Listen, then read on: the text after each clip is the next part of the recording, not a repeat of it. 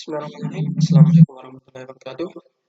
Sebelumnya puji syukur kepada Allah Subhanahu wa taala karena telah memberikan nikmat kesehatan dan nikmat kecerdasan sehingga kami dari kelompok 6 dapat menyelesaikan tugas dari dosen kami.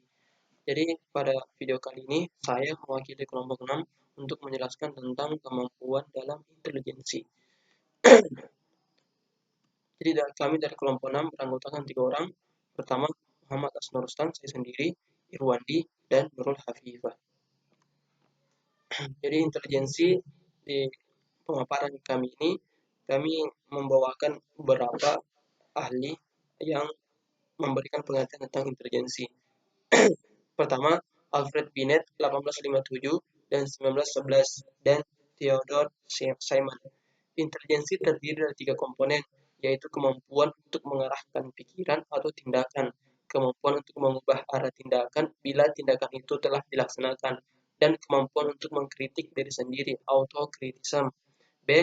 Lewis Madison Terman, 1916, mendefinisikan intelijensi sebagai kemampuan seseorang untuk berpikir secara abstrak. H.H. Goddard, 1946, mendefinisikan intelijensi sebagai tingkat kemampuan pengalaman seseorang untuk menyelesaikan masalah-masalah yang dihadapi dan untuk mengantisipasi masalah-masalah yang akan datang. Faktor-faktor yang mempengaruhi kecerdasan atau intelijensi. Jadi kecerdasan ini ada beberapa faktor yang mempengaruhi sehingga bisa meningkatkan atau masing-masing orang mempunyai kecerdasan atau intelijensi yang berbeda tergantung dari faktor-faktor yang mempengaruhinya. Intelijensi setiap individu cenderung berbeda-beda dikarenakan beberapa faktor yang mempengaruhinya. Adapun faktor-faktor yang mempengaruhi intelijensi antara lain sebagai berikut. Pertama, faktor bawaan atau keturunan. Faktor bawaan atau keturunan adalah faktor dari kedua orang tua tersebut. Biasanya bila orang tua atau salah satu ibu atau bapaknya cerdas, biasanya anaknya juga akan cerdas karena membawakan IQ yang hampir sama. Kedua, faktor minat dan pembawaan yang khas. Jadi faktor minat dan pembawaan yang khas artinya apabila anak anak tersebut minat akan sesuatu, misalnya dia minat dengan komputer, terus dia akan selalu berusaha dan eh, berjuang untuk belajar tentang komputer tersebut sehingga dia bisa pintar karena selalu belajar dan belajar. Ketiga, faktor pembentukan atau lingkungan.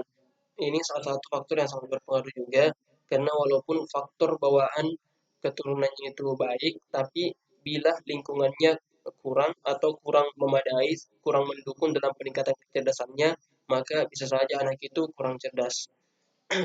Keempat, faktor kematangan.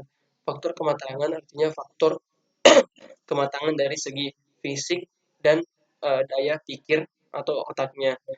Bisa jadi karena anaknya itu misal masih kelas 4 SD, dia belum mampu untuk menghitung, namun bila naik ke kelas 6, dia sudah mampu karena fisik dan otak atau perkembangan mentalnya sudah baik atau sudah matang.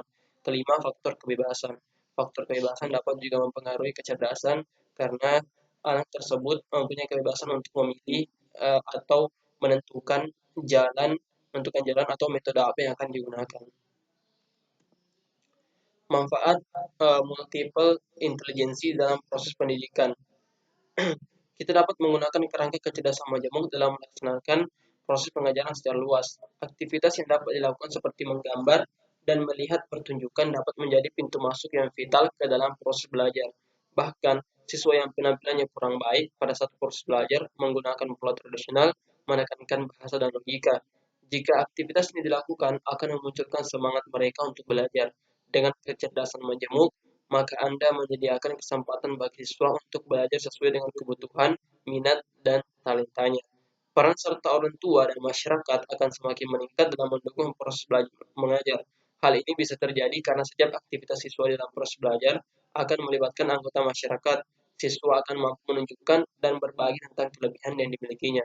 Membangun kelebihan yang dimiliki akan memberikan suatu motivasi untuk menjadikan siswa sebagai seorang spesialis. Pada saat Anda mengajar untuk memahami siswa akan mendapatkan pengalaman belajar yang positif dan meningkatkan kemampuan untuk mencari solusi dalam memecahkan persoalan yang dihadapinya. Kecerdasan majemuk memberikan pandangan bahwa terdapat 9 macam kecerdasan yang dimiliki oleh setiap orang. Yang membedakan antara satu dengan yang lainnya adalah komposisi atau dominasi dari kecerdasan tersebut.